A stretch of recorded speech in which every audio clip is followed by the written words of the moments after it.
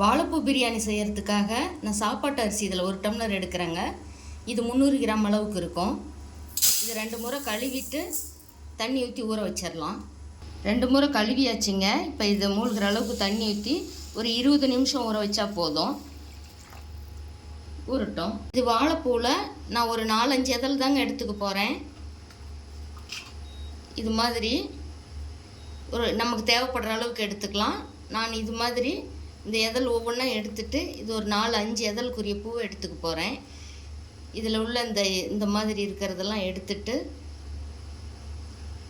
இதில் இந்த மாதிரி ஒரு நரம்புகள் மாதிரி வரும், அதையும் எடுத்துட்டு நம்ம இதை கட் பண்ணி சின்னதாக கட் பண்ணி எடுத்துக்கலாம். குக்கர் வச்சு காஞ்சிருக்குதுங்க. 2 ஸ்பூன் அளவுக்கு எண்ணெய் விட்டுக்கலாம்.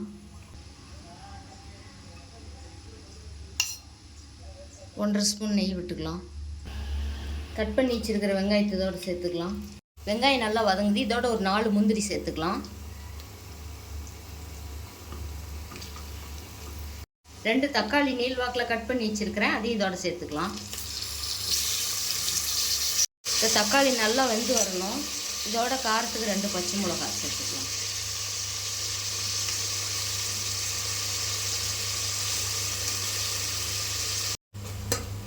தக்காளி நல்லா வதங்கி வந்துருச்சுங்க. இப்போ இதுக்கு 1 ஸ்பூன் அளவுக்கு இஞ்சி பூண்டு பேஸ்ட்டு சேர்த்துக்கலாம்.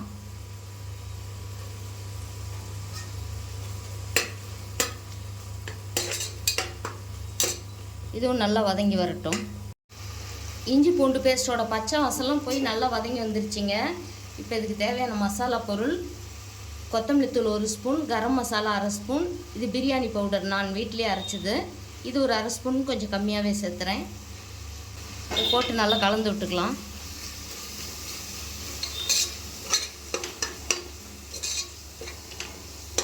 நல்லா கலந்து விட்டுட்டு இப்போ நம்ம கட் பண்ணி வச்சுருக்கிற வாழைப்பூவை இதோட சேர்த்துக்கலாம். இந்த பூவை போட்டு நல்லா கலந்து விட்டுடலாம். ஒரு 2 நிமிஷம் வதங்கட்டும். இதுலையே இந்த பூ 2 நிமிஷம் நல்லா வதங்கி வந்துடுச்சிங்க. இப்போ ஒரு கைப்பிடி அளவு கொத்தமல்லி இலையும் புதினாவும் சுத்தம் பண்ணி வச்சுருக்கேன், இதை இதோட சேர்த்துக்கலாம். நல்லா கலந்து விட்டுக்கலாம். கொத்தமல்லி தழை புதினாலாம் கொஞ்சம் வதங்கி வந்துருச்சுங்க. இந்த சமயத்துக்கு கொஞ்சம் லெமன் புழிஞ்சு விட்டுக்கலாம். ஒரு பழத்தில் நான் 1/4 மூடி எடுத்திருக்கேன்.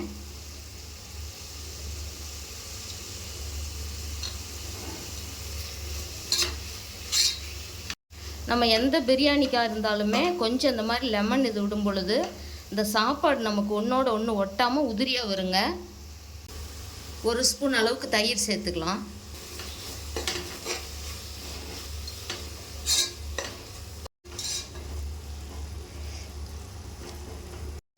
அரிசி இந்த டம்ளரில் 1 டம்ளர் எடுத்தோங்க, சாப்பாட்டு அரிசி. நான் இதில் 2 டம்ளர் தண்ணி எடுத்து வச்சுருக்கேன், அது இதோடு சேர்த்துக்கலாம். பிரியாணி அரிசியாக இருந்தால் நீங்கள் தண்ணி கம்மியாக சேர்த்துக்கலாம். இப்போ தேவையான அளவு உப்பு சேர்த்துக்கலாம்.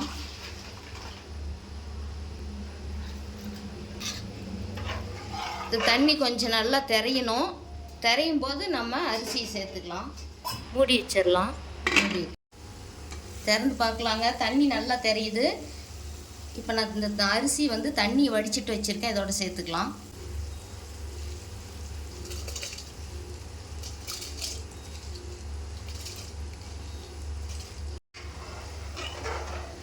இந்த டைமில் உப்பு கரெக்டாக இருக்கான்னு செக் பண்ணிக்கலாம். பத்தலை அப்படின்னா போட்டுக்கலாம். காரத்துக்கும் அதே போலவே உங்களுக்கு காரம் அதிகமாக வேணும்னா நீங்கள் வரமிளகாத்தூள் கொஞ்சம் சேர்த்துக்கலாம். நான் இதுவே காரம் போதும் அப்படின்றதுனால பச்சை மிளகாய் 2 போட்டிருக்கோம். இது காரம் அதிகமாக இருக்கும். அது இல்லாமல் பிரியாணி மசாலா சேர்த்துருக்கோம், அதனால் நான் சில்லி பவுடர் போடலை. உப்பு இதுவே சரியாக இருக்குது. இப்போ இது கொஞ்ச நேரம் கொதிக்கட்டும், மூடி வைக்கலாம். ஒரு 2 நிமிஷம் கழித்து நம்ம மூடி போட்டுக்கலாம். 2 நிமிஷம் ஆகுதுங்க. நல்லா கொதித்து வேவுது. இந்த டைமுக்கு நம்ம மூடி போட்டுக்கலாம். இது சாப்பாட்டு அரிசி எப்பயுமே நான் 4 விசில் விடுவேன். அதே போலவே 4 விசில் விட்டு இறக்கிக்கலாம். 4 விசில் வந்துருச்சுங்க. திறந்து பார்க்கலாம். சூப்பராக சாப்பாடு நமக்கு பாருங்கள் உதிரி உதிரியாக வந்திருக்கு. வாழைப்பூ பிரியாணி நமக்கு நல்ல உதிரி உதிரியாக சாப்பிட்டா செம்ம சூப்பராக ரெடி ஆகிடுச்சிங்க. இதே போலவே நீங்களும் ஒரு முறை ட்ரை பண்ணி பாருங்கள். இந்த வீடியோ பிடிச்சிருந்தால் லைக் பண்ணி ஷேர் பண்ணுங்கள், சப்ஸ்கிரைப் பண்ணுங்கள். தேங்க்யூ.